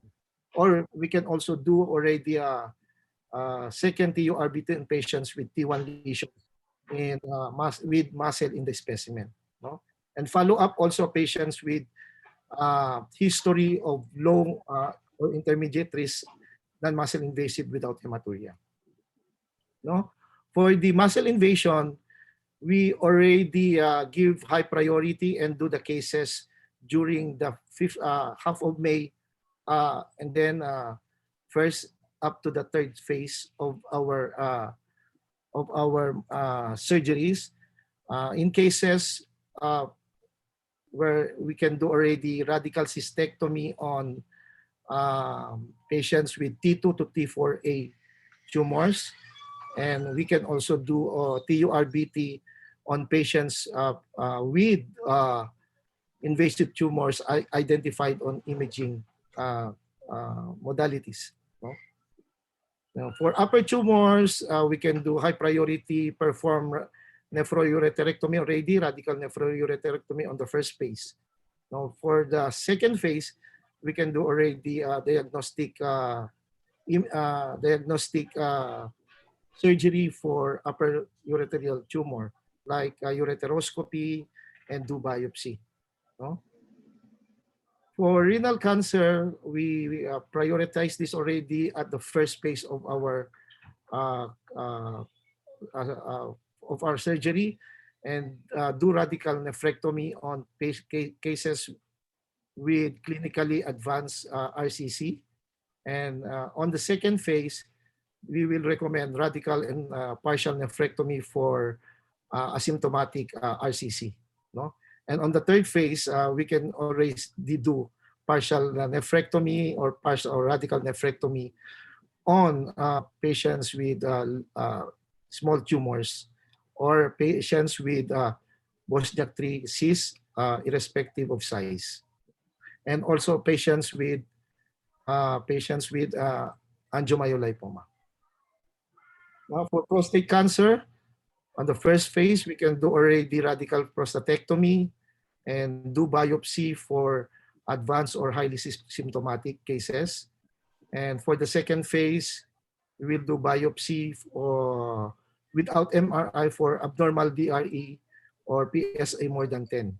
No? Actually, this is based already on the EAU guideline. But on the third phase, for the low priority, we can begin doing MRI fusion biopsy. And for our urolithiasis cases, we start doing already, we will start doing already interventional treatment on stones that are obstructing and that are not suitable for medical expulsive management on the first phase. And we can also do early decompression or management on partial and complete platform calculi. And on the second phase, this will be on our intermediate priority. On July, we can do intervention on non-obstructing ureteral stones and intervention on stone removal of double J stent placement or causing intermittent obstruction. And for the low priority, we can do already intervention like ESWL, PCNL, and open surgery for asymptomatic or oligoasymptomatic renal stones. If you can see here we don't still don't recommend laparoscopy in case on our cases because we don't have yet the facility in our hospital, no, like the negative pressure. We don't have that. No, we are not yet prepared.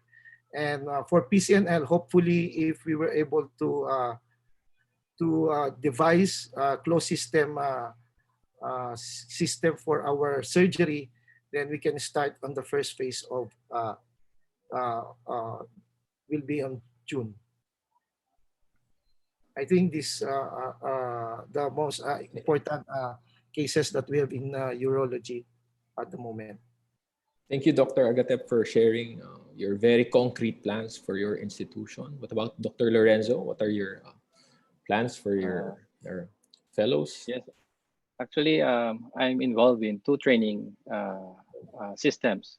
First, I'm the training officer at the Department of Urology at Jose Reyes Memorial Medical Center, the residency program.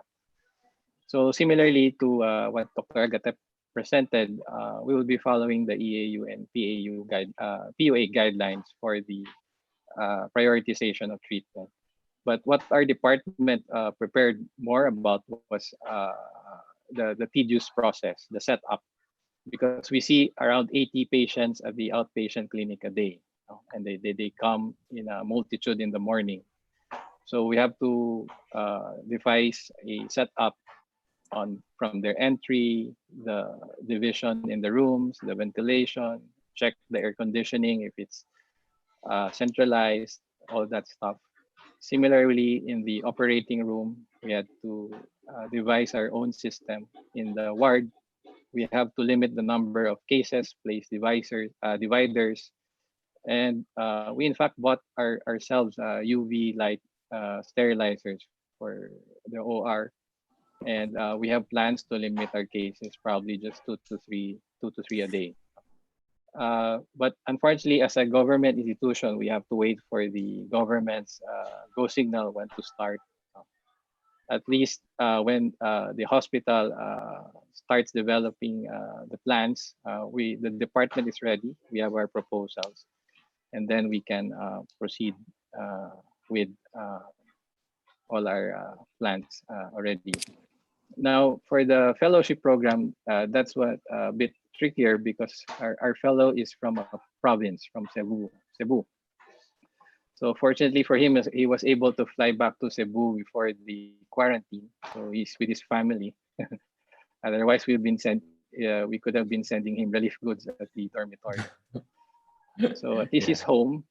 So until he can fly back, that's when we can resume probably.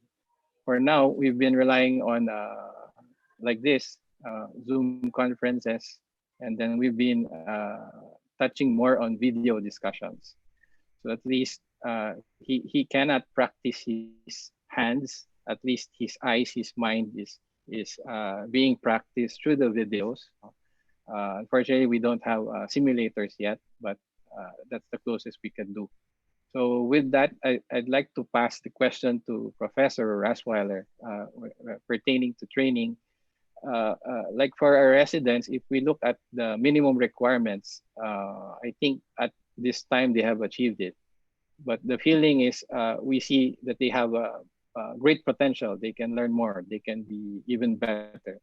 So with the limit, the time limits, supposed to be training ends on December, but we're already past close to midway, and the numbers are not that much. What are the plans of EAU in terms of training? Do you recommend extending or other means? Yeah. I can give some aspects that we have. Number one, of course, unfortunately, also our fellows have left the hospital, going back to their country. It's a little bit like what you have told us. So we are now alone, as Ali is alone with our doctors from the hospital. So they are maybe more involved now in our laparoscopic and robotic field. But nevertheless, during the critical phase, we really focused the surgery only on the senior staff, I must say. So there was not so much training anymore because we have limited our capacity, and we said, okay, even myself, I did a lot of cases just to bring the program through. And now it's opening again, and now we are starting again with the training. On the other hand, you see, we had then one of our now young consultant doctor as a Dr. Bayramova. I focused her just to do the work and to coordinate this. And I think for her, it was a very good experience in this time, because she even couldn't do just night shifts, because with his child, she was not able to find someone overnight. During the day, it went quite well. And so I think also they had a kind of, they learned something about it. Concerning the numbers, I think we will be able to compensate it throughout the year. And so the only problem is, of course, our courses. For example, we had these hands-on courses, our BPO symposium, which would have taken now more or less at these days today, or no, next week. This is, of course, postponed. We have to see what we can do until people are allowed to travel. And as I look at these plans, Dr. Agatep, I hope that you can shorten the intervals, not only as 1 month-wise. So, because this is what we now see, that if we have a certain, let's say, a time of speed, things going down, then probably you can do this in 2 weeks steps, hopefully. Because otherwise you are starting a normal business in August, and maybe hopefully you can do this already in July. But this, of course, depends, as we discussed, on the situation. But the plan as itself, having these 3 or 4 steps, I think this makes very much sense. I think this is exactly what we developed and proposed from EAU. And with this, as we will see what's going on. I think we can drive this through, and of course, as you said, it's for us the same thing. We are depending, of course, on the local authorities. If the social minister of Baden-Württemberg says you have to keep 30% of your beds free for COVID, we have to keep it free for COVID, even if they are empty and we have only 8 patients on the ICU. You know, so this is like it is at the moment. So. We are depending very much. We are in a kind of corset, and the only thing is that's why we lessons learned. So maybe we can afterwards convince the politicians about the course and what makes sense. And maybe it helps. My talk may help you to give you some arguments later on that you can say, okay, it may go quicker if there is a kind of curve you can rely on. Professor? Thank you, Chef. Yeah, Professor. This is Sam. Yeah. When do you think will you be accepting again fellows from other countries like the Philippines? And when do you think will the whole Europe do that? as from Europe, I think it will work on the beginning of July, I would say. Yeah. So in June, I think this is now because first in Europe we have to open. This will start 15th of June to the end of June. Probably then Europe is open, and then we open probably also to abroad. So I see that in July probably this will work out. But of course, it depends a little bit. No, but it depends a little bit on the local situation. Yeah, if you are coming from Brazil at the moment, probably we will not accept Brazilian doctors. You see? What about from the Philippines? I think I'm quite sure that in July you will have the numbers so down that we will proud to have you again. Thank you, Chef. I think Dr. Agatep would want to ask a question. Yeah. For the chief, with these lessons learned in Europe, no, and with the current situation, what do you think we should consider? What do you think you should consider for the Philippines, and especially on our urologic practice?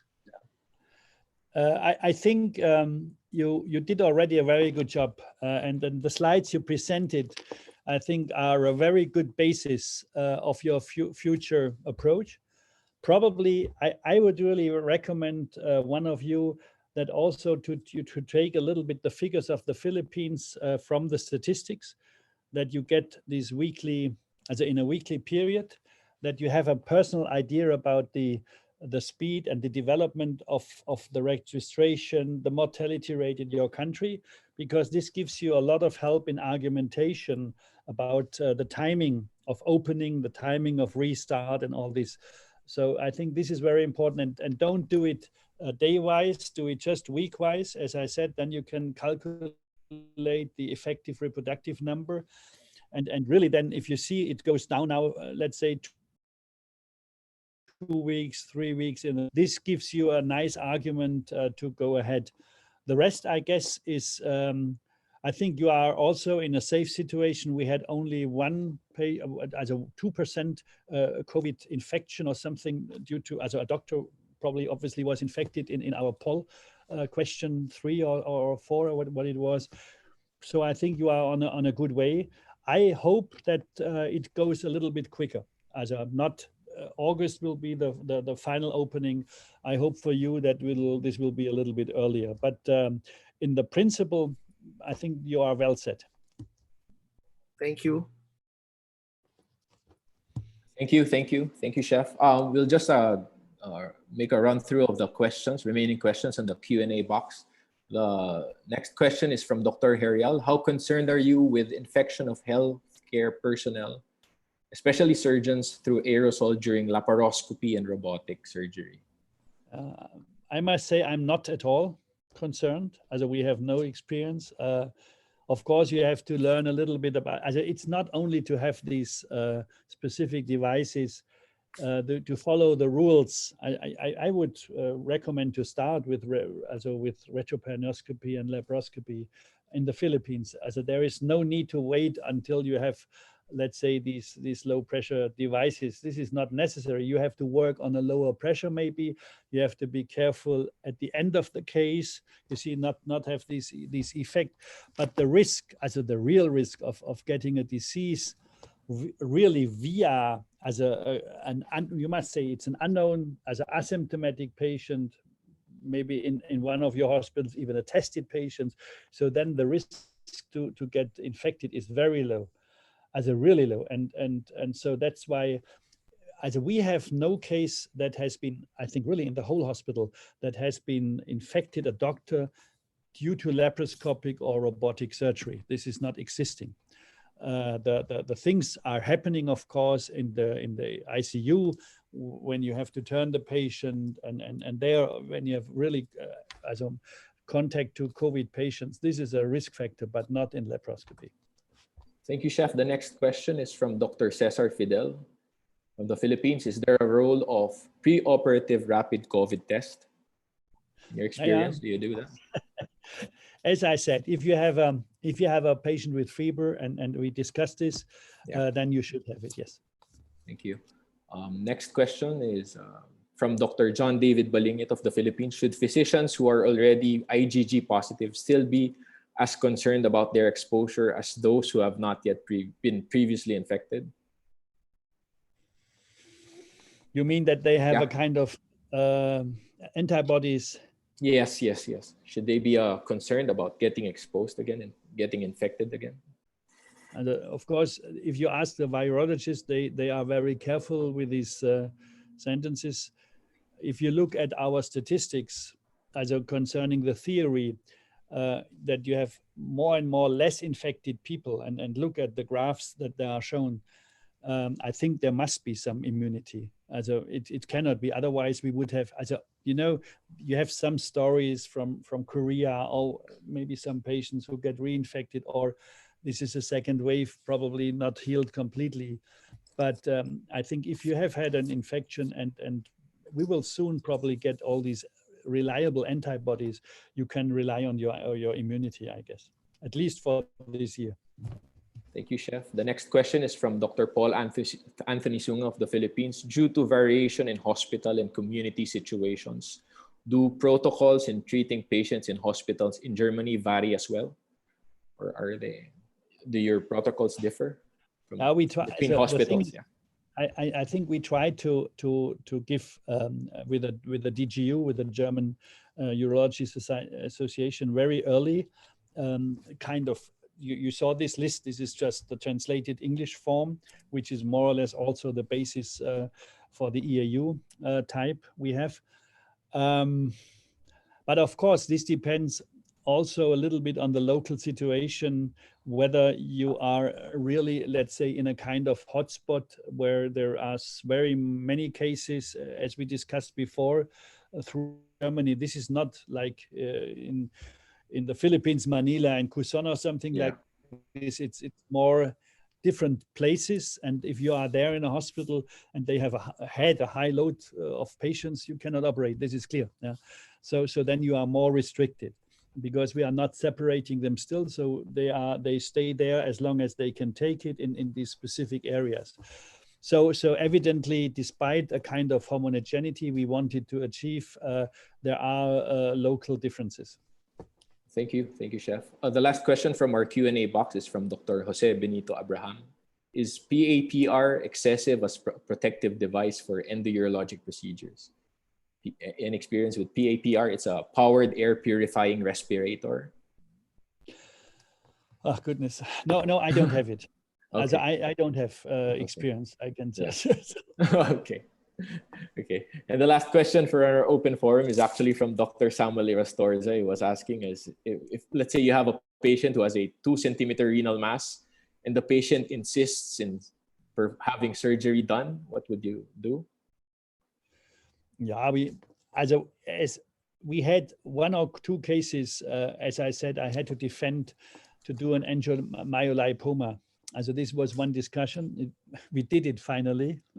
Afterwards, we were scrutinized by our administrator and our committee. Why have you done this? So there are always ways to come around the problem. And this is, I think, this is one thing on AGATEP's scheme. You have sometimes to think about what of your procedures are really blocking the ICU, are really blocking the treatment of COVID patients, and what of the things are going well, you know?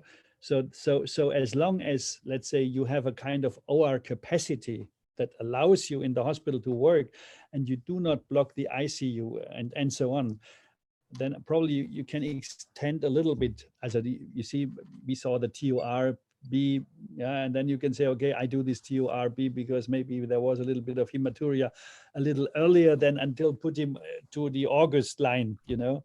So I think there are some variation, and concerning these 2-centimeter mass, it's the same thing. Yeah, but we usually try to operate them and said it's tumor. Thank you very much, Chef. It has been a very good discussion, the open forum. We were able to answer all the questions given by our attendees, and especially also to our panelists for joining us and for giving their own experience during this COVID-19 pandemic. So I think we could end the open forum with that. Now to give the closing remarks for today's webinar is the president of EAU Philippine chapter and the immediate past president of the Philippine Urological Association, Dr. Samuel Vincent G. Irastorza. Sir Sam, you're on mute. Thank you, Goody. Good day, everyone.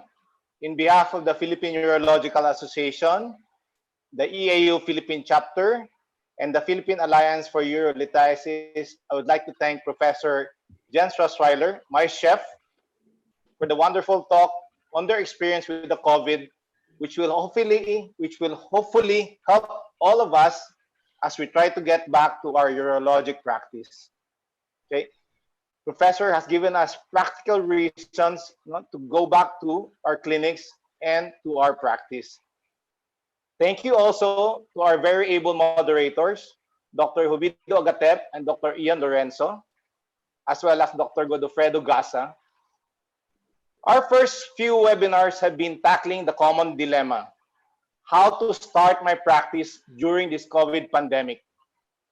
I mean, of what use would be learning new crafts and skills at this day when you do not know how to use them during these times?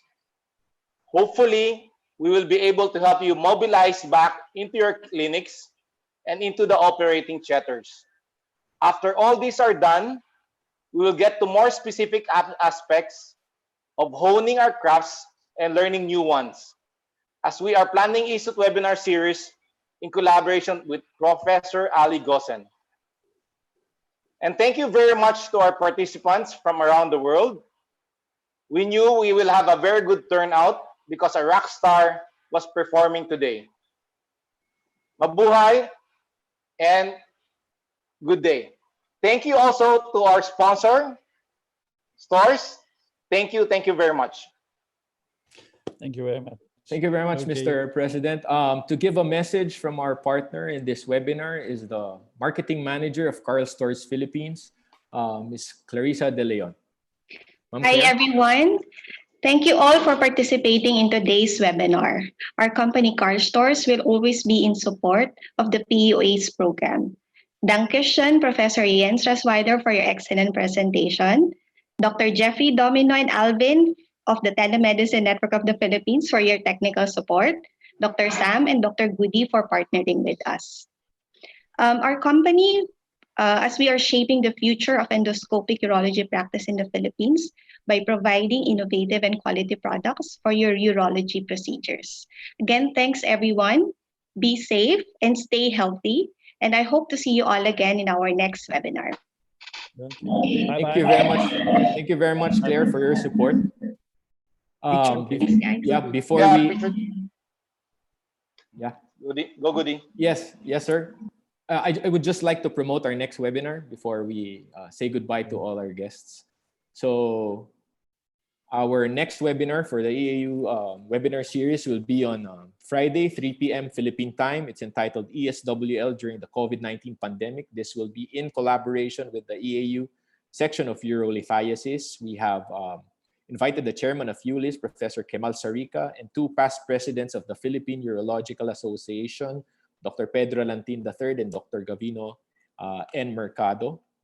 And on June 3, we will also be having the innovator of the Ultra Mini PCNL, Professor Janak Desai, to talk on PCNL during COVID-19, Ultra Mini PCNL and complications of PCNL.